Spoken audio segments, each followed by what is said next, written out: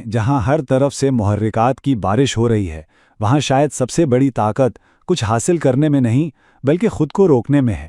یہی ہے ارادے کی ڈھال، اور ضبط نفس ہی اصل میں انقلابی سکون ہے۔ آئیے ایک سوال سے شروع کرتے ہیں۔ ایک ایسے دور میں جہاں تفریح کے لاب محدود ذرائع ہیں، کبھی سوچا ہے کہ اتنے سارے لوگ تھکے ہوئے اور اندر سے خالی کیوں محسوس کرتے ہیں، یہاں تک کہ آرام کرتے ہوئے بھی؟ اور اس کی وجہ وہ نہیں جو ہم اکثر سمجھتے ہیں۔ ہمارا دماغ کوشش سے نہیں تھکتا، یہ تھکتا ہے مسلسل چاہنے سے۔ ہر وقت کچھ نیا مانگنا، ہر لمحے ایک نئی خواہش، یہی اصل تھکاوٹ کی جڑ ہے۔ تو پھر اس کا حل کیا ہے؟ اچھا، اس کا جواب ایک بہت قدیم حکمت میں چھپا ہے، جسے سوم یعنی روزہ کہا جاتا ہے۔ اور یہ صرف بھوکا رہنے کا نام نہیں، بلکہ یہ ایک بہت طاقتور ذہنی اور روحانی ریسیٹ ہے۔ آئیے دیکھتے ہیں کہ قرآن اس بارے میں کیا کہتا ہے۔ یا ایھا الذین آمنوا کتب علیکم الصیام کما کتب علی الذین من قبلکم لعلکم تتقون۔ اے ایمان والو، تم پر روزہ فرض کیا گیا تاکہ تم تقوی اختیار کرو۔ یہ سورۃ البقرہ کی آیت 183 ہے۔ یہاں جو لفظ ہے نا تقویٰ، یہ بہت گہرا ہے۔ اس کا ترجمہ اکثر خوف کیا جاتا ہے، لیکن صوفیاء کے نزدیک اس کی تشریح کچھ اور ہے۔ تقویٰ اصل میں ارادے کی ڈھال ہے۔ یہ وہ صلاحیت ہے جو آپ کو ایک فوری خواہش اور اس پر عمل کرنے کے درمیان کھڑے ہونے کی طاقت دیتی ہے۔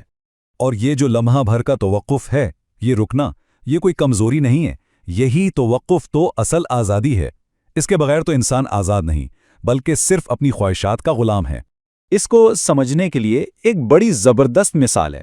سوچئے کہ ہمارے اندر ایک پائلٹ ہے جو ہماری روح ہے، اور ایک مسافر ہے جو ہمارا نفس ہے۔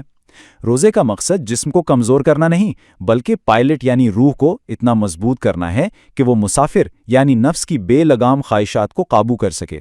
نفس تو فوری لذت چاہتا ہے، جبکہ روح لمبے عرصے کا سکون چاہتی ہے۔ اچھا، اب اس تصور کو تھوڑا اور گہرائی میں سمجھتے ہیں۔ امام غزالی کی تعلیمات کی روشنی میں روزہ صرف کھانے پینے سے رکنے سے کہیں بڑھ کر ہے، خاص طور پر ہمارے آج کے دور کے لیے۔ امام غزالی روزے کے 3 درجات بتاتے ہیں۔ پہلا ہے معدے کا روزہ۔ یہ جسم کو سکھاتا ہے کہ خواہش پوری ہونے میں تاخیر کا مطلب کوئی خطرہ نہیں۔ دوسرا، اور شاید آج کے لیے سب سے اہم، ہے حواس کا روزہ، یعنی آنکھوں، کانوں اور زبان کو بھی فضول چیزوں سے بچانا۔ اور تیسرا درجہ ہے دل کا روزہ، جو ہمیں ہر اس چیز سے دور رکھتا ہے جو اللہ کی یاد سے غافل کر دے۔ یہی خاموشی اور حقیقی سکون کی طرف لے جاتا ہے۔ اس کو سمجھنے کے لیے پانی کے گلاس کی یہ مثال دیکھیں۔ فرض کریں کہ ہمارا شعور، ہماری توجہ گدلے پانی کے گلاس کی طرح ہے۔ اب سوچیں، ہمارا ہر سکرول، ہر نوٹیفیکیشن، ہر بے وقت کا کھانا ایک چمچ کی طرح ہے جو اس پانی کو مسلسل ہلاتا رہتا ہے، اسے کبھی بھی صاف نہیں ہونے دیتا، کبھی ٹھہرنے نہیں دیتا۔ تو پھر روزہ کیا کرتا ہے؟ روزہ بس اس چمچ کو نیچے رکھ دیتا ہے۔ جب ہلچل بند ہوتی ہے تو گدلا پن خود بخود نیچے بیٹھ جاتا ہے اور پانی بالکل شفاف ہو جاتا ہے۔ یہی اصل سکون ہے۔ اچھا، یہ تو ہوئی حکمت کی بات۔ اب ذرا دیکھتے ہیں کہ جدید نیورو سائنس اس بارے میں کیا کہتی ہے۔ آخر یہ چاہنے کا حیاتیاتی نظام کام کیسے کرتا ہے؟ یہاں ایک بہت بڑی غلط فہمی ہے جسے دور کرنا ضروری ہے۔ ڈوپامین خوشی کا کیمیکل نہیں ہے، یہ اور چاہیے کا کیمیکل ہے۔ یہ ہمیں کسی چیز کے پیچھے بھگاتا ہے، لیکن اس سے ملنے والی خوشی اس کی ذمہ داری نہیں ہے۔ تو ہوتا کیا ہے کہ جب ہم خود کو مسلسل محرکات دیتے ہیں، جیسے سوشل میڈیا، جنک فوڈ، تو ڈوپامین بار بار بڑھتا ہے۔ اس سے بچنے کے لیے ہمارا دماغ اپنے جوائے ٹرمینلز یعنی ڈوپامین ریسیپٹرز کو کم کرنا شروع کر دیتا ہے۔ اور اس کا نتیجہ روزمرہ کی زندگی پھیکی اور بے رنگ لگنے لگتی ہے۔ اس کی بہترین مثال کینڈی اور کھجور کی ہے۔ کینڈی کھانے سے ڈوپامین کا ایک تیز جھونکا آتا ہے اور پھر خالی پن، لیکن روزے کے بعد ایک کھجور گہری اور دیرپا تسکین لیتی ہے۔ تو بات چیز کی نہیں بلکہ ہمارے اعصابی نظام کی حالت کی ہے جو اطمینان کا تعین کرتی ہے۔ تو ہم نے سائنس کو دیکھا، اب واپس چلتے ہیں اس کی روحانی گہرائی کی طرف۔ آخر ضبط نفس روح کو شفا کیسے بخشتا ہے؟ اسلامی روحانیت میں اصل مسئلہ خواہش نہیں بلکہ تعلق ہے، یعنی دل کا بہت سی چیزوں سے جڑ جانا۔ جب دل بکھر جاتا ہے تو روحانی بے چینی پیدا ہوتی ہے۔ روزہ ان غیر ضروری تعلقات کو کاٹتا ہے جس سے قطع تعلق کہتے ہیں۔ جب باہر کا شور کم ہوتا ہے تو دل سکینہ یعنی گہرے سکون اور اطمینان کے نزول کے لیے تیار ہو جاتا ہے۔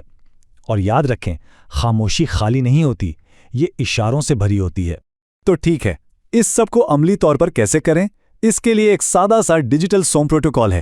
پہلا، روزانہ 3 گھنٹے فون کے بغیر گزاریں، کوئی بہانہ نہیں۔